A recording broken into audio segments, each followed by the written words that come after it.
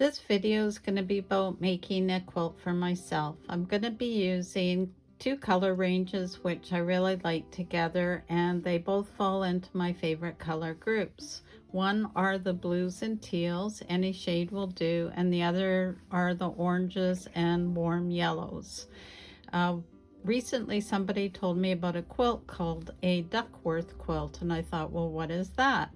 She said it's a fantastic scrap buster, because what you essentially do is you try to use all the same colors throughout the whole quilt. And I thought, well, that's sort of what I do anyway. And it's like, no, look it up.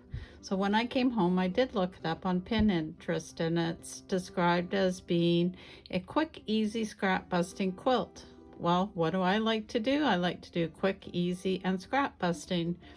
So it is basically a wonky log cabin, and you can do it on the improv side. So there's not a lot of rules attached to it. It's very easy going, so I'm going to give that a try. While I'm doing that, I like to use up my little bits like this as leader and enders. I save them in a jar. I keep them in a dish beside my sewing machine, and as I need to start off, I use these to build new fabric. I've got a lot of this on the go, so I thought, well, what do I need more of? Well, I'm doing a pattern which will come out soon, and I need more HSTs. And I need lots of them. So what I'm doing is I'm taking squares, right sides together. As long as one on top is cut to the size I want, I'm going to sew a quarter of a seam all the way around and then cut it crosswise, and then I'll have 4 HSTs. So I'm going to use these as my leaders, and I'm also needing to do more potato chip join more potato chip size squares, or not squares, they're rectangles. They're 2.5 by 4.5. So I'm going to have a pile of these beside me as well and do them in pairs. And I have a selection of darks and a selection of low volume, and I'll be working on those at the same time. So let's get started on this. So if you notice, I already have a white leader ender that I've run through my machine. And then next I'm going to do one of the potato chip sets. So I'll run that through. I'm not sewing quickly because I don't want my table to bounce, and I'm kind of awkward here with the camera. Next is the 4 HST. So I just run it off. I'm running to the edge of my foot here, which is 1/4 of an inch. I have a tripod foot that's in the way, so. And then this I will just run off, break the thread, turn, and run the other side.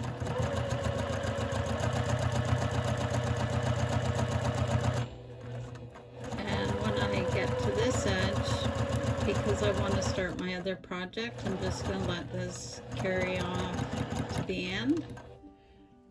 So to do this block that I was talking about, the Duckworth, which apparently is named after a sewist, and she came up with the block, and if you Google her name, you will find that she has videos, but the videos that I saw online did not show this exact block, so maybe I'm missing something. So what I'm going to do is I'm going to start with my center, which is going to be a yellow or an orange, and that's the only place I will be using the colors in the center. So I'm just going to run like doing any type of strip setting. Just going to cut the blue a little bit shorter, and then right sides together. The edge doesn't have to be perfectly done, as long as you know that you're going to be able to get a 1/4 inch seam. And then run that through. And then for efficiencies, why not do another block at the same time. So I will get another piece of yellow. I'm going to do it the other way. I'm going to find a different blue and I'm going to trim it down so it's going to fit more to the yellow. I'm only going to do a little bit of this because this is kind of awkward, but I just want you to see how you get started with it. So again, right sides together on the second one.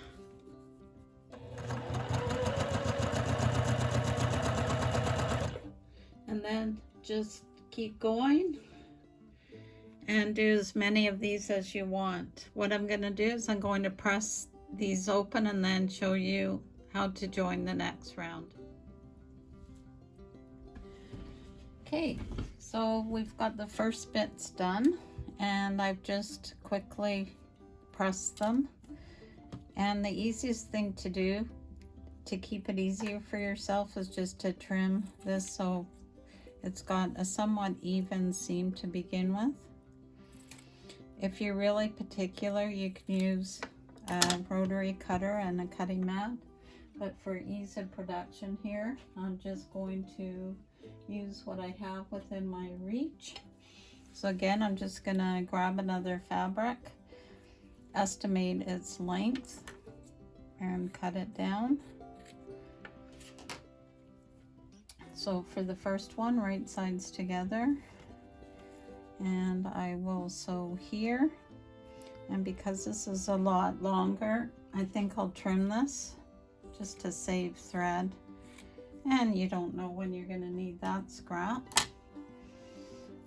And I've done the second side of my HSTs that I'm working on. So it's all about efficiencies here. And then I've got the next one, and I'll grab another piece of fabric.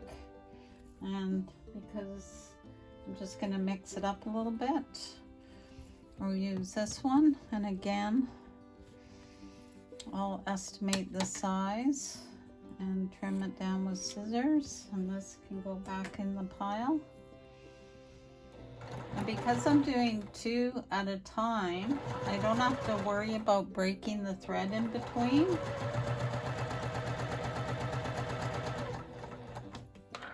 And so just cut this one, save that for a bit. So I will finger press this open, and I can grab this one now. So just like a log cabin, we're just going around. If you want it to get kind of wonky, you can do that. This is where if you have strips that are not cut perfectly straight, where you get a design feature that gives it a wonkiness. But part of the uniqueness of this block is not to have everything looking the same. I'll just cut that back.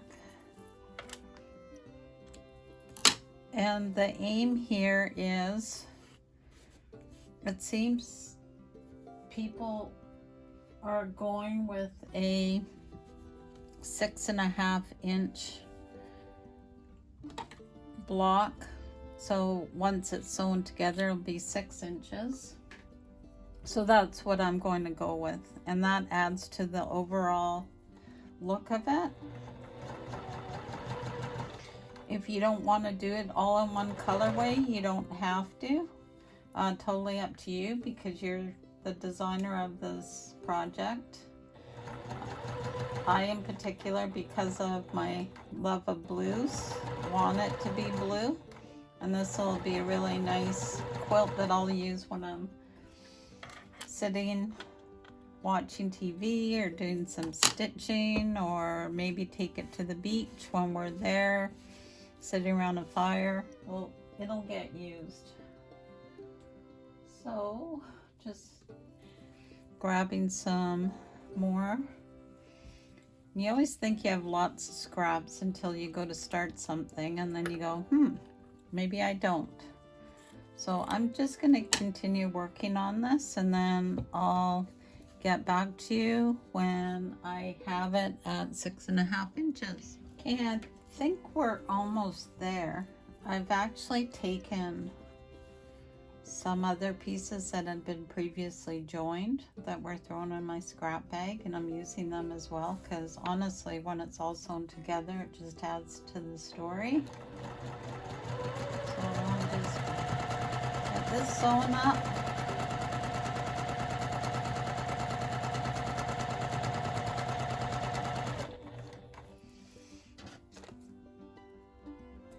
Okay, so let's take a look. I'll just see how that's looking.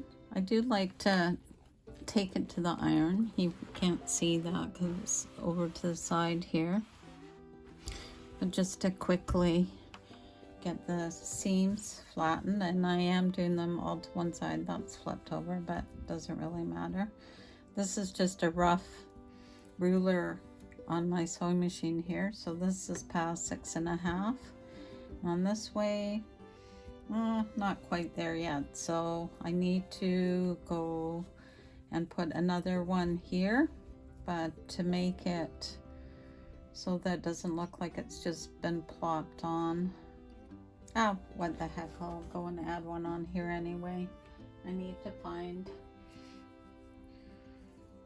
this one was only used near the very beginning, so I'll give that a go. One thing, when they make sewing machines, they don't always think about the ledge or the bump here, and it's kind of a pain when you have seams going in the other direction.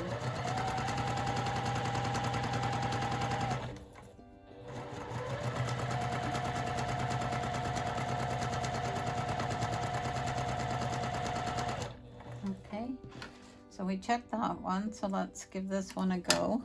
When you have the tails hanging over, you could always leave them.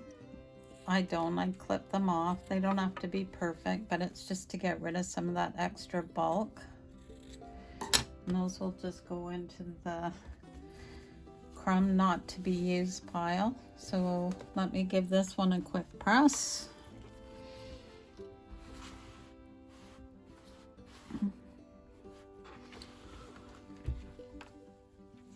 Okay, so taking a look here, that one is still too narrow. Looking on this edge is short, and we're good to go on this edge. So I'm just gonna add a strip here, and I think what I'll do is I will pick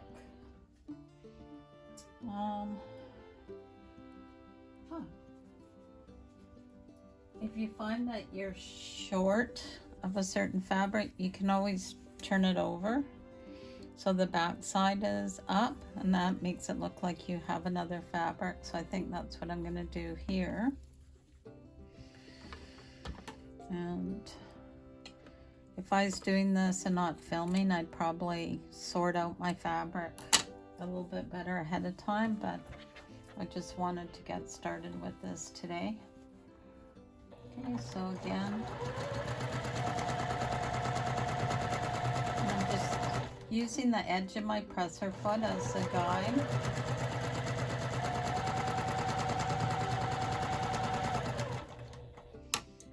And sew off. And cut them apart. And again, nip off these edges.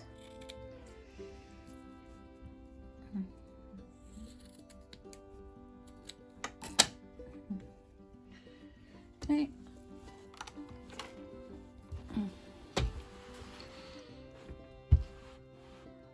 Okay, let's take, just pressing it over.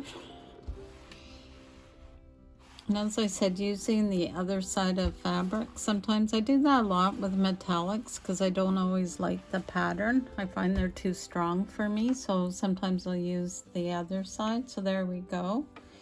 And just a quick measure shows that it's now over 6 inches on all sides. And I'll give the other one a quick press. Let me know in the comments whether you find these kind of tutorials or format helpful, or whether you like my other way of filming where I'm just doing it on the cutting mat. I'm doing it more step-by-step-ish. Always looking to refine and do what's the best for the viewer. And I know people do fast forward or they don't watch it to the end, because I'm guilty of that at times as well. If there's things you'd like to see, I'd certainly like to hear from you. So I've got my cheapy 6.5 inch ruler, and so from this, what you can do is you can center it if you want, but the whole idea is to give it a little bit of a wonkiness. So I'm going to off center it a little bit, and then I'll trim it down. Some of these will end up getting sewn into other blocks. And then same with this one, I can pick a direction that works. Actually works well this way. You try to keep the orange in the center as much as you can. And because I have this narrower strip here, I want to have as much of that fabric in as possible. So I'm going to go over to the side here. So I will just get those trimmed and then I'll be right back. So I thought I'd just show you quickly how I'm lining up on this one. See, I'm making sure that I have fabric over on the edge here, and there's extra fabric on all the remaining edges, and then I'll just go and I'll quickly trim it. I know the blade on my rotary cutter needs to be replaced, so this piece can go back into another one, and so can this top one.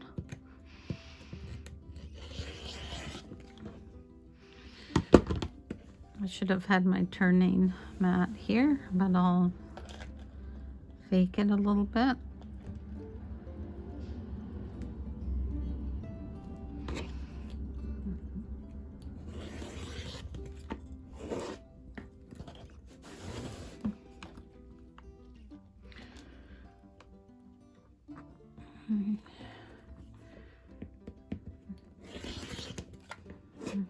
There we go. There is the first block in our wonky log cabin / Duckworth quilt. I really like that. So that is 6.5. So when it gets sewn together, it'll end up being 6. So there's the first one. And we'll do the second one. So again, I'm going to get my turning mat because it'll make it easier here. Okay. There we go. Make sure we're in view for you. So I want to make sure I have fabric down here, and that 1/4 inch away still leaves fabric for when it gets sewn together with the others. And I'm just going to, I think that looks good.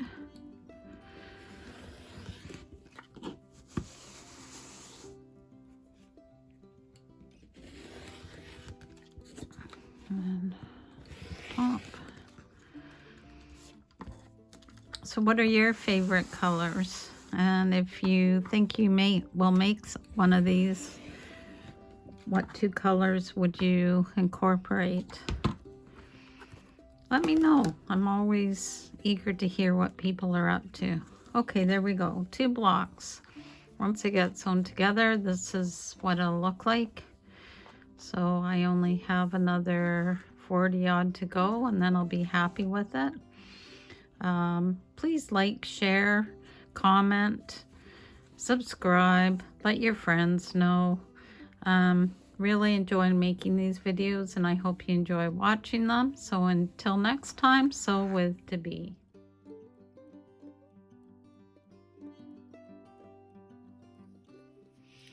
While I'm continuing making these and wanting to show you some efficiencies, what you can do is you can either take a yellow strip and line it up and put blue against it, or you can do what I've done where I've had bits of yellow already cut out and I laid it on top of the blue. So what I'll do is I'll cut these apart, and then I'll have individual strips already done instead of feeding one at a time through the machine. You can do this as the first round, but it gets more difficult after that. So I've done it twice here. I did start to string piece 2 of these together like that. So you can do it that way. You waste less fabric that way, or you can do it this way. So I thought I'd give you those 2 options. So what I'll do is I'll just go through and cut these apart and press them open, and then add another round. And then just to explain what the HST that I was talking about, this is about 5-inch square, and I just put 1 pin in the center, and I'm using the edge of this inner fabric as my guide for the 1/4 inch seam. So if I take the pin out, because it's all sewn now, and you flip it over, you can see the seam going around. So what we can do now is to make the 4 HSTs, as I'll get a longer ruler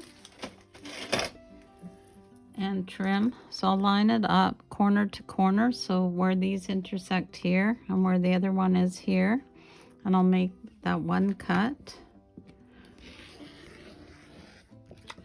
and then I'll turn and I'll do the same thing, going corner to corner. So just wherever the 2 are intersecting each other, and cut there, and then pull them apart, and now you have 4 HSTs. You can cut this extra fabric out if you want, or you could leave it for stability. So there we go. I leave these in a bucket, and then depending on what size project I'm doing, then I would square them up. So these would go approximately, would be 3 1/4, which is an odd size, or 3-inch HST. So we've got 4 of those. And as I said, I'm working on a project where I need lots of them. So I'm just doing these as I grab fabric, and it's a nice way to do it. When I feel like just pressing them open and squaring them up, then I do that on the side. So there you go, some more tricks from me.